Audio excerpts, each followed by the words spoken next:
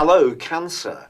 Thank you for joining me for your weekly forecast for week commencing the 17th of April. The Sun starts this week still in the sign of Aries, which for you is very much to do with your role in life and how you connect to the world at large. On Wednesday, there is a quarter moon in your opposite sign of Capricorn. This does throw up the potential that you could have some kind of interaction with someone influential in the following week that could prove a little bit tricky.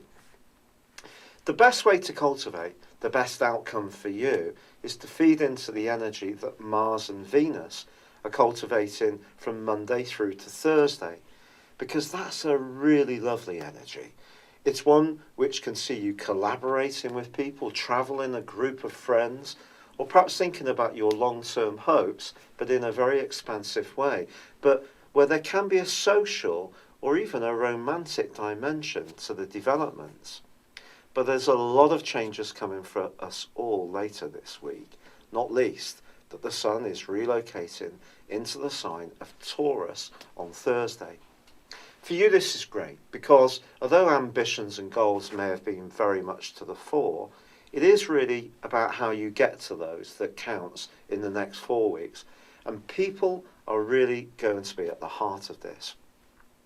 Now, of course, Mars and Mercury have been in this location of late, but just recently, Mercury has been tracking backwards. So there may have been a few cross wires, and it's something you need to keep working at. Ironically, Mercury retraces his steps and moves back on an inverted basis into Aries on Friday. This suggests that when it comes to your career and goals, there may still be more discussions to be had, or perhaps some training courses to go on, or maybe your thinking is going to be relatively fluid for some time yet. But Mars moves out of Taurus and into the sign of Gemini. The fascinating thing about this change on Friday is that Mars will be here for 6 weeks. And as much as the Sun has entered the most sociable part of your scope, Thursday, Mars in your 12th house can be really quite a tricky transit.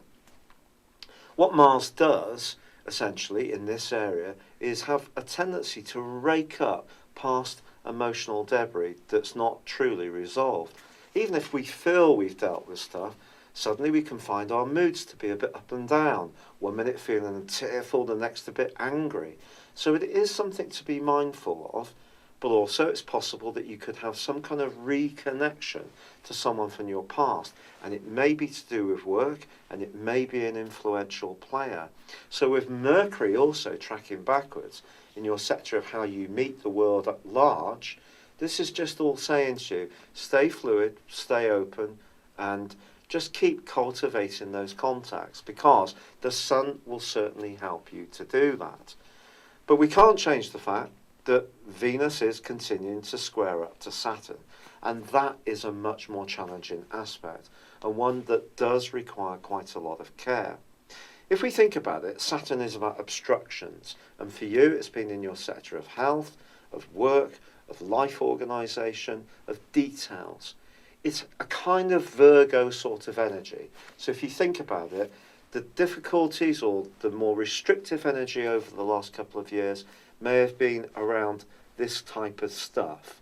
But in its angle to Venus, which is very open in the sign of Pisces, and it's wanting to learn, it's exalted, it can really float around, and your senses can be very much opened up to new experiences. Well, those everyday demands, needs and restrictions could just stop you playing in the way that you want. So if you're single, just bear that in mind. If you're involved in a relationship, it may be a bit of a conflict between how much freedom you want and how much input you have to put in terms of showing your commitments. But with the Sun now in Taurus, think about the long term from Thursday and think about the things that really excite you and inspire you. It's been a real pleasure being with you. Good luck and goodbye for now.